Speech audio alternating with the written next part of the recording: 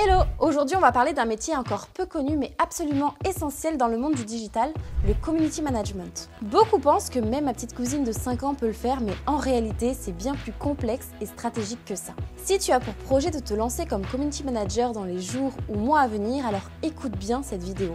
Il est super important de comprendre tous les rôles du community manager.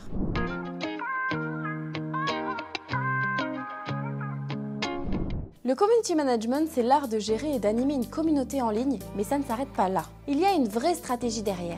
C'est s'assurer que la présence d'une marque sur les réseaux soit efficace, engageante et surtout qu'elle atteigne ses objectifs. C'est à la fois de la communication, du marketing et un petit peu de magie.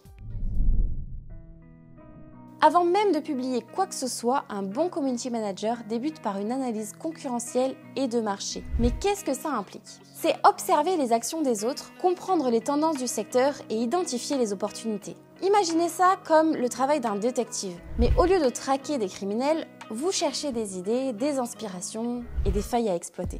On distingue deux types de concurrents. Le concurrent direct qui propose la même offre que ton client. En les analysant, tu pourras mieux cerner leur cible et comprendre ce qui a fonctionné pour eux ou non. Il est important de les garder à l'œil pour suivre leur évolution. Par exemple, Coca-Cola et Pepsi. Ou encore McDonald's et Burger King.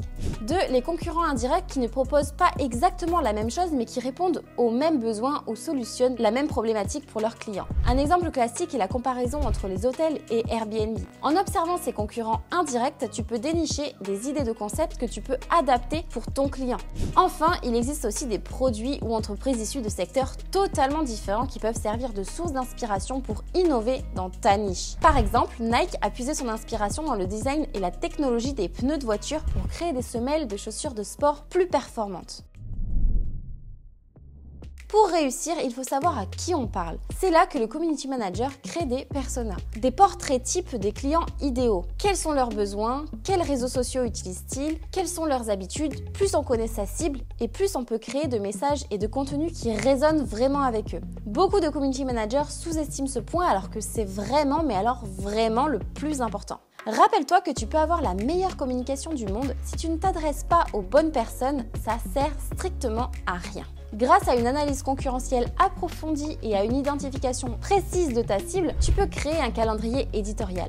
Ce calendrier est une planification de tous les contenus que tu prépares pour le mois à venir. Rappelle-toi qu'un poste qui fonctionne est un poste qui permet d'atteindre les objectifs de ton client. Il se peut que ton client ait des objectifs de notoriété, mais la plupart du temps, ce sont des objectifs de vente supplémentaires. Donc si tu crées du contenu sans penser à ta cible, tu vas peut-être avoir plein d'abonnés et de likes, mais aucune vente. Alors que si tu cibles très bien, tu pourrais avoir peut-être moins d'abonnements, mais plus de ventes. C'est là qu'il faut parfois faire attention. Un compte avec 500 abonnés peut souvent faire plus de ventes qu'un compte avec 10 000 abonnés si la stratégie est bonne.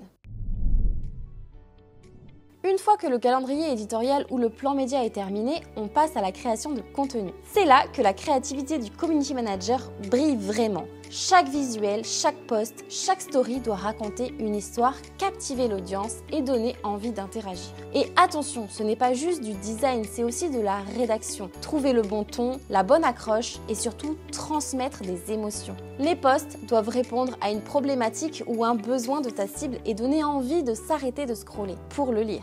Il est clair que c'est le travail le plus difficile du community manager. Rien ne sert de créer du contenu si on ne sait pas ce qu'il rapporte.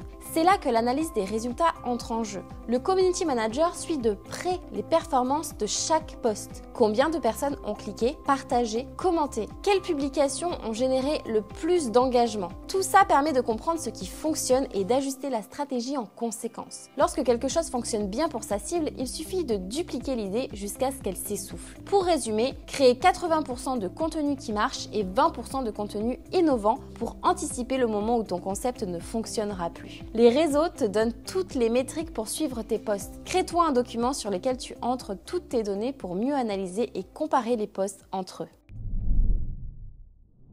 Au final, le community manager est bien plus qu'un créateur de contenu. C'est un stratège qui doit jongler entre l'analyse de marché, création, planification et optimisation. Et c'est ce mélange qui rend le métier passionnant. C'est être à la fois créateur et analytique, diplomate et audacieux.